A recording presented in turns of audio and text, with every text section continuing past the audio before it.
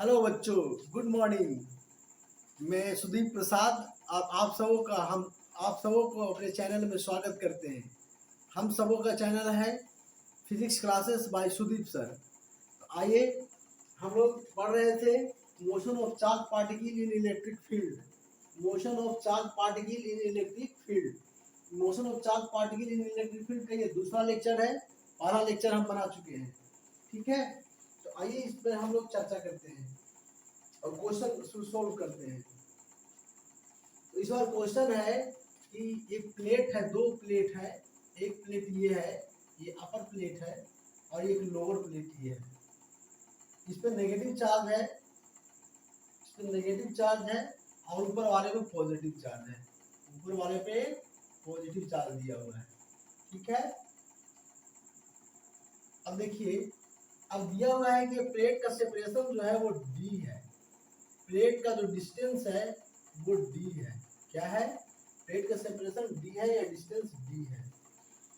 हम d/2 से यानी मिड पॉइंट से एक चार्ज पार्टिकल को थ्रो कर रहे हैं इलेक्ट्रिक फील्ड में। अब ये प्लेट जो है, प्लेट पे चार्ज दिया हुआ है। तो प्लेट पे चार्ज दिया हुआ है तो क्या होगा? इलेक्ट्रिक फील्ड एग्जिस्ट करेगा। इलेक्ट्रिक फील्ड इस तरह से कुछ एग्जिस्ट करेगा, इस तरह से इलेक्ट्रिक फील्ड एग्जिस्ट करेगा, ठीक है। तो अब हम क्वेश्चन ये है कि यहाँ से एक चार्ज को हम थ्रो करते हैं, यहाँ से मिड पॉइंट से, यानी d/2 डिस्टेंस, d/2, यहाँ से d/2 ऊपर जाते हैं और यहाँ से एक चार्ज पार्टिकल को थ्रो करते हैं जिसका चार्ज है q और मास है m। चार्ज q है और मास m है। यहाँ से थ्रो करते हैं चार्ज पार्टिकल को। तो यहाँ से थ्रो करते हैं तो हमको कह रहा है कि find the minimum value for v note या u।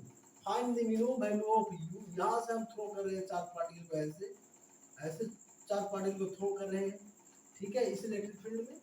तो हमको निकालना है find the minimum value of v note. ये है d/2। यहाँ से यहाँ तक जो है वो है हमारा d, और यहाँ से यहाँ तक जो है वो है हमारा d/2। d/2 हमने लिख दिया, d/2 है।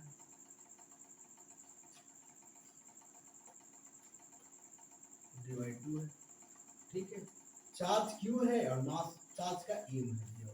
यहाँ से हम थ्रो कर रहे हैं चार्ज पार्टिकल को। क्वेश्चन ये है कि find the minimum value of u और v नोट, जो भी आप कह लीजिए।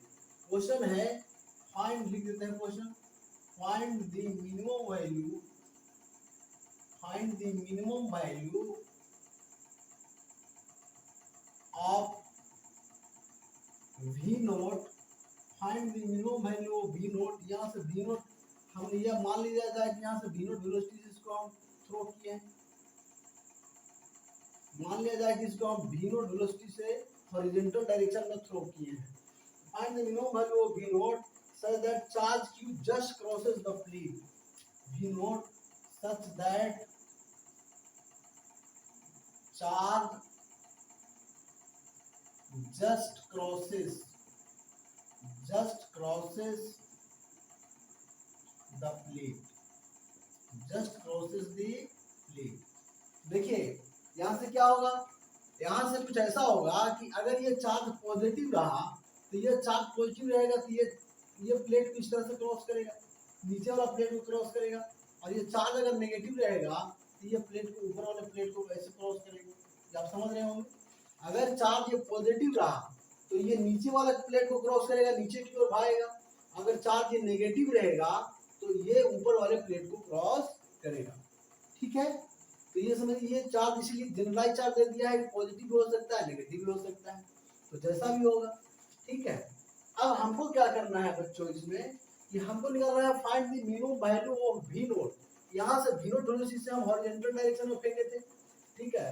Such that charge just crosses the plate.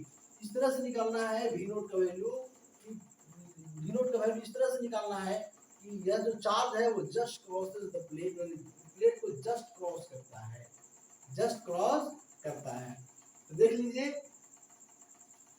यहाँ से ये डिस्टेंस कितना है, यहाँ से नीचे भी डिस्टेंस d/2 है, यहाँ से नीचे भी डिस्टेंस d/2 है, और यहाँ से ऊपर भी डिस्टेंस क्या है, d/2 है। यानी d/2 इसका डिफ्लेक्शन होना चाहिए। d/2 डिफ्लेक्ट अगर होगा तो ये चार्ज जो है सिर्फ इस प्लेट, दोनों प्लेट को, ये एक प्लेट को ऊपर वाले को या नीचे वाले को जस्ट क्रॉस कर जाएगा। तो इसके लिए हमको क्या करना है, डिफ्लेक्शन निकालना है। डिफ्लेक्शन हमको दिया हुआ है, निकालना नहीं बल्कि दिया हुआ है, यहाँ पर डिफ्लेक्शन d/2 दिया हुआ है। ठीक है, तो हम लिखेंगे फॉर्मूला एस वाई का। तो S Y is equal to होता है U Y into T U T plus half A Y into T square. ठीक है, हमने एक फॉर्मूला निकाल दिया, वी नो दैट, यहाँ से लिख लेंगे हम लोग वी नो दैट। ठीक है, S Y is equal to U Y into T plus A Y into T square हो गया। अब एस वाई है क्या, वाई डायरेक्शन में कितना डिफ्लेक्शन हो रहा है, dy2। यहाँ भी कितना वाई डायरेक्शन में डिफ्लेक्शन है, dy2 है। तो हम इसको लिख लेंगे d/2। तो d/2 is equal to U Y, Y direction में क्या कोई यहाँ पे इनिशियल वेलोसिटी है, नहीं है। इसको तो हम हॉरिजॉन्टल डायरेक्शन में थ्रो किए थे, है ना। तो हॉरिजॉन्टल डायरेक्शन में थ्रो किए थे, तो वाई डायरेक्शन में कोई वेलोसिटी नहीं है, इसलिए ये टर्म होगा 0 × t plus half A Y. Y direction में एक्सेलरेशन क्या है, तो वाई डायरेक्शन में एक्सेलरेशन क्या है बच्चों, अगर ये चार्ज जो है पॉजिटिव प्लेट को क्रॉस करता है ना, ये पॉजिटिव प्लेट को क्रॉस करता तो हमारा क्या आता, एक्सेलरेशन क्या आता, एक्सेलरेशन इज इक्वल टू क्या होता है, फोर्स बाय मास होता है। Acceleration is equal to force by mass होता है। Acceleration is equal to F is equal to Q E. इसमें इलेक्ट्रिक फील्ड ई एग्जिस्ट करेगा। मान लिया जाए कि इलेक्ट्रिक फील्ड क्या एग्जिस्ट कर रहा है, ई एग्जिस्ट कर रहा है, पॉजिटिव प्लेट और नेगेटिव प्लेट के बीच में इलेक्ट्रिक फील्ड ई एग्जिस्ट कर रहा है। F is equal to Q हो गया, तो क्यू ई बाई एम हो गया, है ना। तो एक्सीलरेशन हमारा क्या आ गया, क्यू ई बाई एम आ गया। यहाँ से पुट कर देते हैं ए वाई का वैल्यू। वाई डायरेक्शन में एक्सीलरेशन है, एक्स डायरेक्शन में एक्सीलरेशन नहीं है, एक्स डायरेक्शन में एक्सीलरेशन 0 होगा, इस डायरेक्शन में एक्सीलरेशन 0 होगा, समझ लीजिए। इस डायरेक्शन में कोई एक्सीलरेशन नहीं है, एक्स डायरेक्शन में। वाई डायरेक्शन में एक्सीलरेशन आ रहा है हमारा क्यू बाई एम आ रहा है। तो वाई डायरेक्शन में हम लोग ए वाई को हम लोग लिख देंगे Q by M, Q by M into T square. ठीक है, अब देखिए 2 से 2 ये कैंसिल हो गया, तो हमारा आ गया D M D into M upon Q is equal to T square, और टी लिखेंगे तो इधर अंडर रूट कर देंगे, तो T is equal to under root D M by Q आ गया। तो हमारा टी का यहाँ से वैल्यू निकल गया कि कितना टाइम में ये प्लेट को क्रॉस करेगा, ये हमको निकल गया कितना टाइम में प्लेट को क्रॉस करेगा। अब ये हम जब निकल गया कि कितना टाइम में प्लेट को क्रॉस करेगा, तो अब हम निकाल देते हैं कि इसका इनिशियल वेलोसिटी क्या होना चाहिए। ठीक है, तो इनिशियल वेलोसिटी क्या होना चाहिए, क्रॉस करना है ना। क्रॉस करना है तो इस प्लेट का लेंथ मान लिया जाए कि एस है, क्या है, प्लेट का लेंथ एस है या एल है। तो हमने मान लिया कि प्लेट का लेंथ एल है, ये गिवन था हमारा, ये प्लेट का लेंथ जो है वो हमारा एल है। इस प्लेट का लेंथ हमारा गिवन कितना था, एल था। एल हमारा ये लेंथ गिवन है, प्लेट लेंथ एल है। प्लेट लेंथ गिवन रहेगा क्वेश्चन में, तो प्लेट लेंथ एल है। अब हमको निकालना है कि वी नोट का वैल्यू क्या होगा। तो आइए यहाँ पे हम लोग सॉल्व कर देते हैं। तो हम लोग अब निकालेंगे S X, distance in X direction, तो U X T plus half A X into T square. Newton law of motion लगा रहे हैं हम। एस एक्स क्या दिया हुआ है, एल दिया हुआ है हमारा। ये डिस्टेंस, प्लेट का डिस्टेंस कितना है, यहाँ से यहाँ तक कितना डिस्टेंस एक्स डायरेक्शन में कवर कर रहा है, तो एस एक्स कर रहा है। और ये कितना डिस्टेंस दिया हुआ है, प्लेट लेंथ हमारा एल दिया हुआ है, तो एल लिख दिए। अब एल इज इक्वल टू हो जाएगा यू एक्स इंटू टी।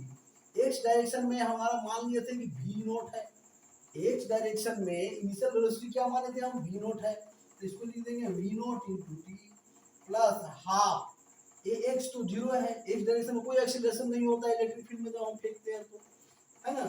तो इसमें खास करके एक्स डायरेक्शन में कोई एक्सीलरेशन नहीं होगा, तो ये हो गया 0 इंटू टी स्क्वायर।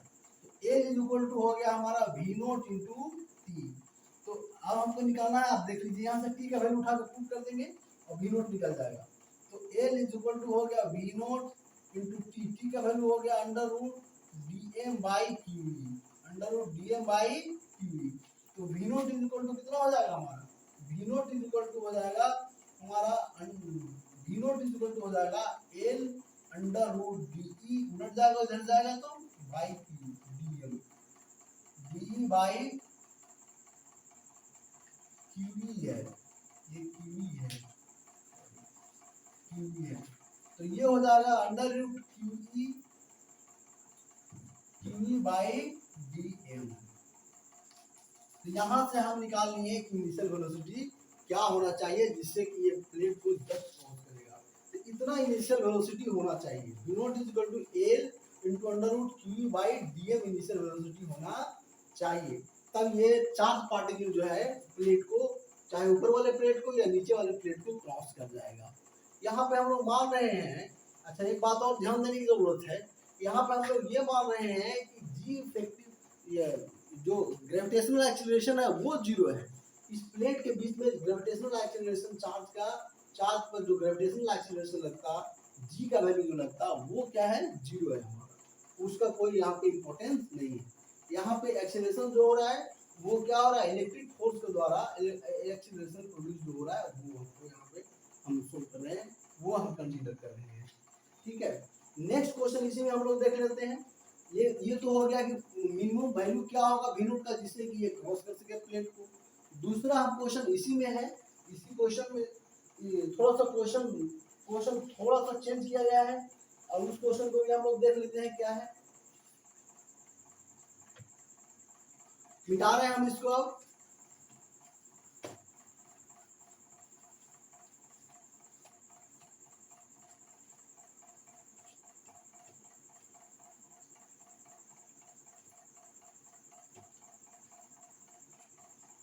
इस बार क्वेश्चन ये है कि एक प्लेट है, ये पॉजिटिव प्लेट है, ऊपर में पॉजिटिव प्लेट है, पहले की तरह ये पॉजिटिव प्लेट है, और नीचे में है नेगेटिव प्लेट, नीचे में क्या है, नेगेटिव प्लेट है।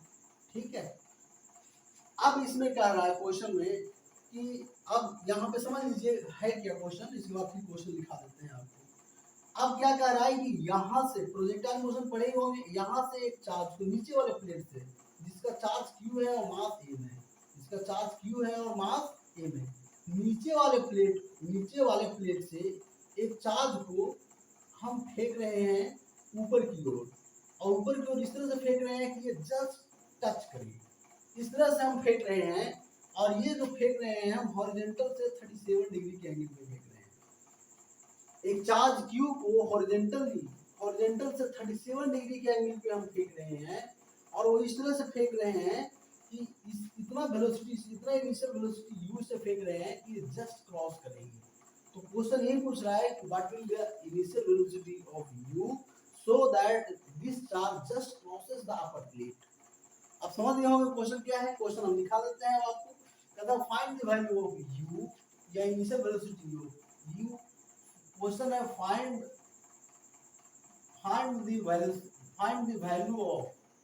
The value of u so that charge just touches the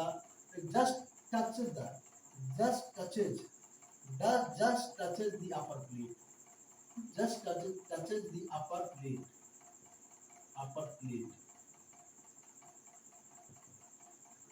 अब ये क्वेश्चन है हमारा, क्या हमारा निकालना है, find the value of u निकालना है कि कितना वेलोसिटी से इसको 37 डिग्री के एंगल पे हम लोग फेंक रहे हैं, तो कितना वेलोसिटी से इसको हम फेंके या अपर प्लेट को जस्ट टच करे, और टच करके फिर ये नीचे आता। प्रोजेक्टाइल मोशन वाला कहानी हो गया है ना।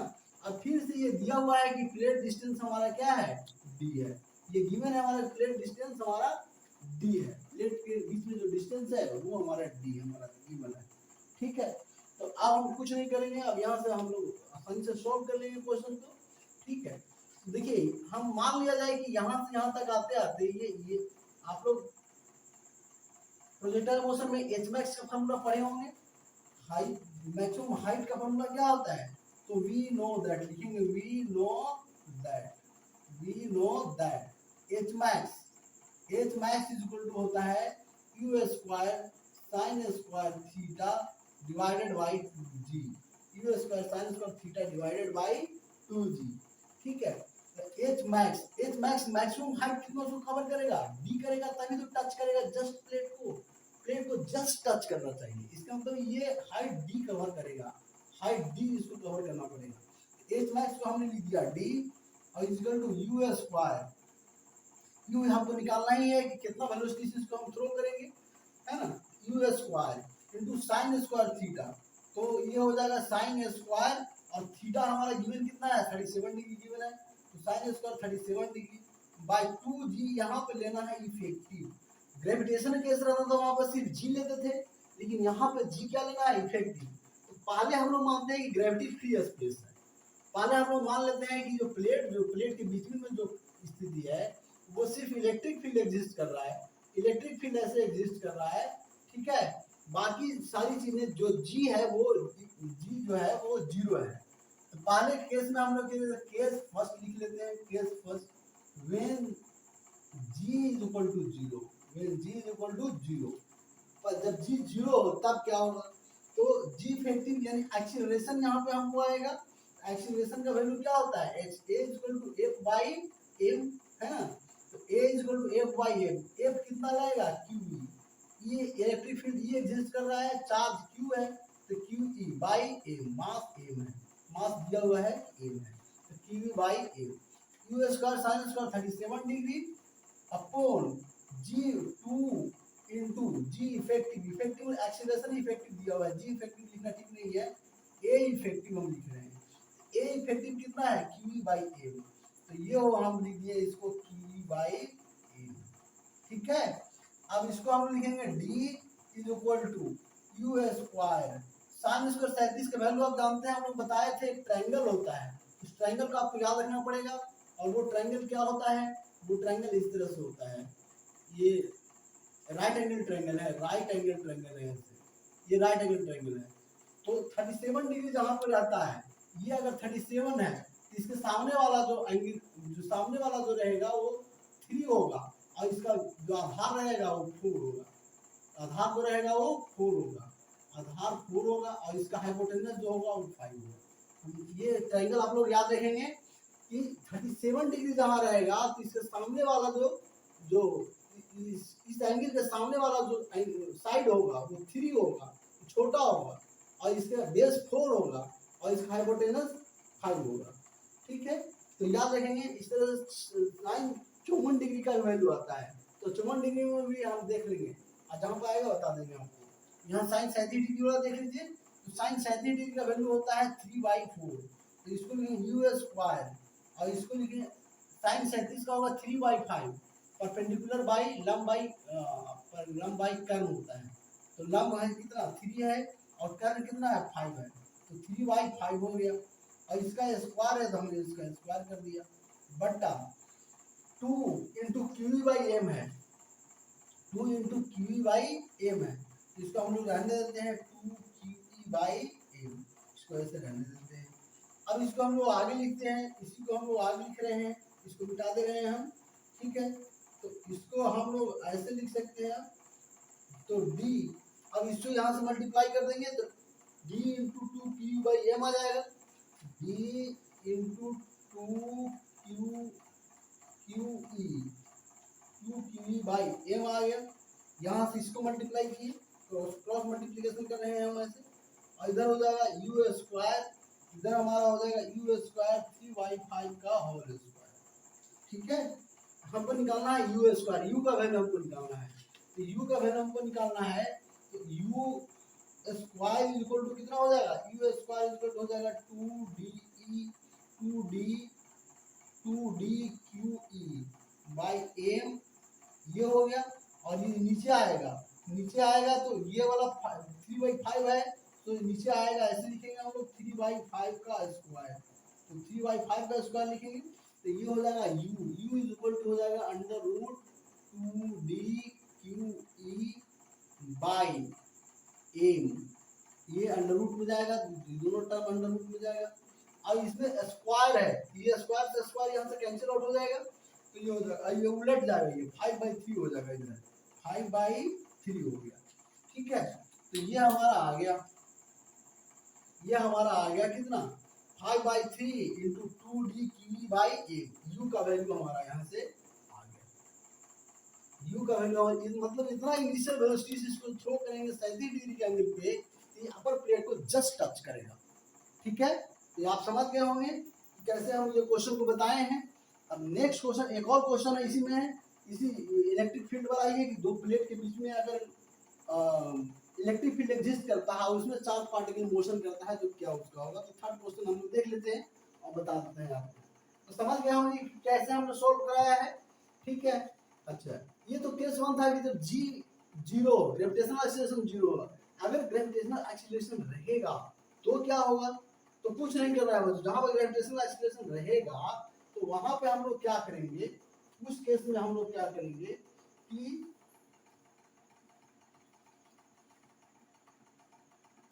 चलिए वो क्वेश्चन तो पूछता नहीं है जहां पर ग्रेविटेशनल एक्सीलरेशन रहे, ये क्वेश्चन जनरली इतना ही रहता है।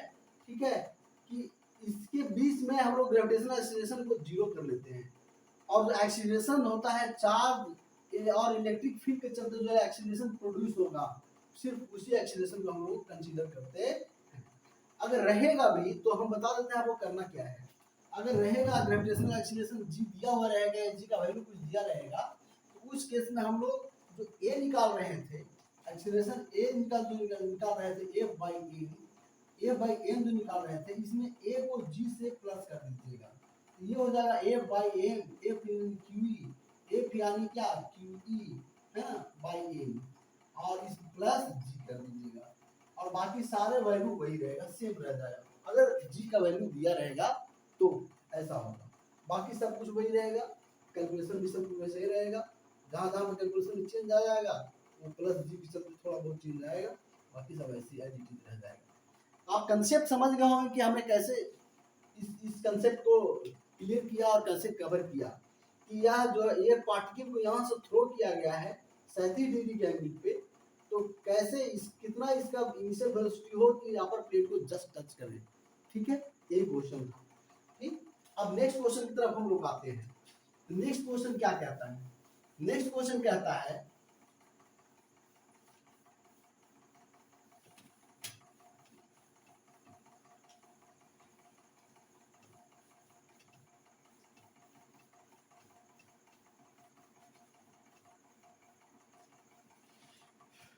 नेक्स्ट क्वेश्चन फिर से वही चार्ज प्लेट है, ऊपर में पॉजिटिव प्लेट है, ऊपर में कैसा है पॉजिटिव प्लेट है और नीचे में नेगेटिव प्लेट है, नेगेटिव प्लेट है।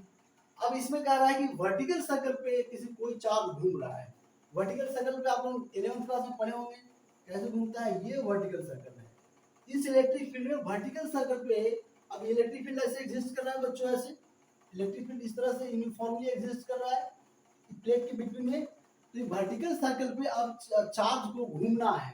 तो क्वेश्चन ये कह रहा है कि यहाँ पे कितना हॉरिजॉन्टल वेलोसिटी हम दें, यहाँ पे हम कितना हॉरिजॉन्टल वेलोसिटी दें। ठीक है, कि यह मान लीजिए कि v0 हॉरिजॉन्टल वेलोसिटी हम देते हैं, तो यहाँ पे v0 का वैल्यू क्या हम दें जिससे कि यह जो है जस्ट एबव, यानी अपर ये जो है जस्ट जो है अबव विंड को, जस्ट यहाँ से जस्ट अबव विंड को ये यहाँ पर पहुंच सके, ये वर्टिकल सर्किल में जस्ट अबव विंड को पर पहुंच सके। ठीक है, क्वेश्चन फिर से समझ लीजिए, कहीं ये प्लेट है, तो पॉजिटिव प्लेट है ऊपर में और नीचे में नेगेटिव प्लेट है, तो इन दोनों के बीच में इलेक्ट्रिक फील्ड एग्जिस्ट करेगा। एक चार्ज पार्टिकल रखा हुआ है जिसका चार्ज है क्यू और मास है एक चार्ज पार्टिकल है जिसका चार्ज क्यू है, मास एम है। इस चार्ज पार्टिकल में हम इसको इनिशियल वेलोसिटी u देना चाहते हैं, क्या देना चाहते हैं u या v0 देना चाहते हैं। तो कह रहा है कितना v0 दें हम, इसको कितना v0 इनिशियल वेलोसिटी हम दें या जो है तो इस सर्कल में घूम जाए नहीं बल्कि यहाँ तक कम से कम पहुंच जाए, इसके अपर एंड तक पहुंच जाए, सर्किल के इस सर्किल के अबव पॉइंट पर पहुंच जाए। क्वेश्चन यही है। ठीक है, तो अब पहले इसमें हम दो केस मानेंगे, पहला मानेंगे ग्रेविटी फ्री स्पेस है और दूसरा मानेंगे ग्रेविटी से युक्त स्पेस है, मतलब ग्रेविटी है इसमें। दोनों ही केस को हम अलग अलग तरह से सॉल्व करने की कोशिश कर रहे हैं। ठीक है, आइए हम लोग देखते हैं।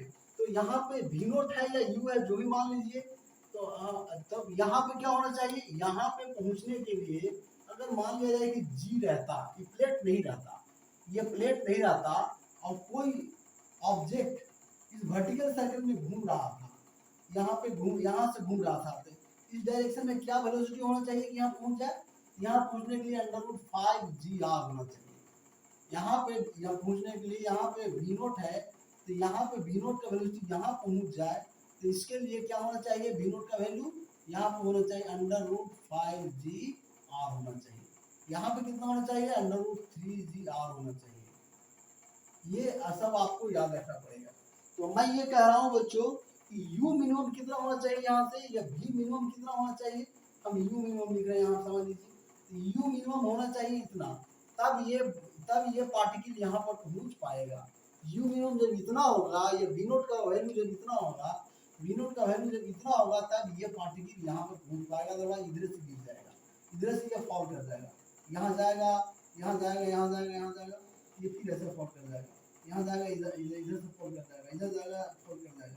कम से कम इतना वेलोसिटी रहेगा तब ये रीच करेगा यहाँ, तब ये यहाँ तक पहुंचेगा। ठीक है, तो बहुत आसान क्वेश्चन है। अब आसान हो गया, क्वेश्चन समझ गए होंगे। तो हमको करना क्या है कि यहाँ पे पहुंचे, यहाँ पे पार्टिकल यहाँ पे पहुंचे, इसके लिए u मिनिमम कितना होना चाहिए? u मिनिमम जो होना चाहिए वो होना चाहिए √5gr होना चाहिए। तब ये पार्टिकल यहाँ से यहाँ तक पहुंचेगा, तब ये पार्टिकल यहाँ से u मिनिमम पर यहाँ से इतना वेलोसिटी देंगे, तब ये पार्टिकल यहाँ से यहाँ तक पहुंचेगा। तो आइए इसी को कंसेप्ट को हम लोग आगे बढ़ाते हैं और सॉल्व करते हैं। तो u मिनिमम कितना होना चाहिए बच्चों? पहला है ग्रेविटी फ्री स्पेस। पहला हम लोग केस ले रहे हैं कि जब ग्रेविटी फ्री स्पेस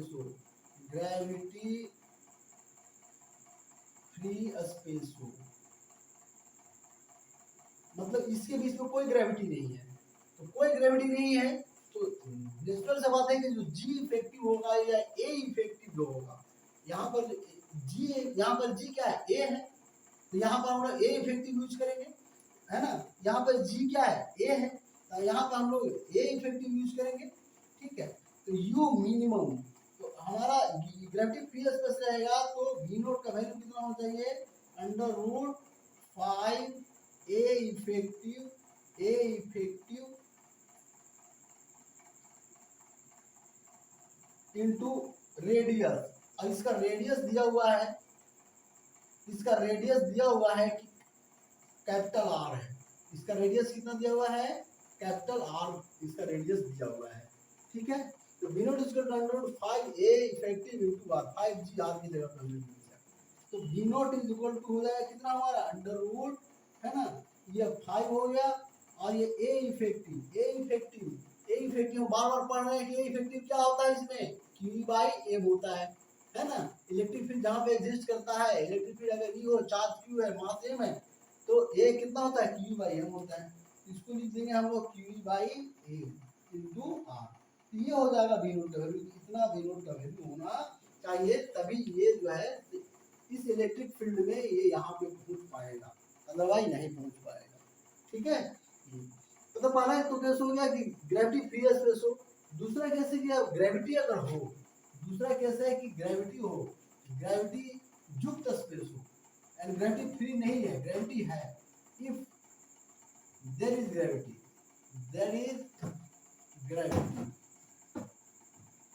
अगर ग्रेविटी हो, ठीक है, तो ग्रेविटी रहेगा, तो फिर हमको कुछ नहीं करना है। जहां पर a इफेक्टिव आ रहा था, तो v नोट वहां पर हम लोग a प्लस g कर लेंगे, तो v note is equal to क्या हो जाएगा? √5g effective. तो g इफेक्टिव f क्या होता है? QE/m plus g into r। ये सिंपल सा फॉर्मूला हम इसमें अप्लाई कर देंगे, तो हमारा ये निकल जाएगा कि इनिशियल वेलोसिटी कितना होना चाहिए। ये इस सारे तरह के क्वेश्चन हमने इलेक्ट्रिक फील्ड वाला आपको करवा दिया है। तो सभी तरह के क्वेश्चन हमने आपको electric charge particle in the electric field का क्वेश्चन करवा दिया है। इससे ज्यादा नीट में तो नहीं पूछता है, आप समझ लीजिए। IIT जी और नीट के लिए ये काफी है। IIT एडवांस जिनको क्रैक करना है वो थोड़ा और भी आगे बढ़ सकते हैं, लेकिन IIT जी और नीट के लिए काफी है, 11th और 12th के लिए काफी है। थैंक यू, आज के लिए इतना ही। आप सब ज्वाइन किए, इसके लिए आप लोगों को धन्यवाद।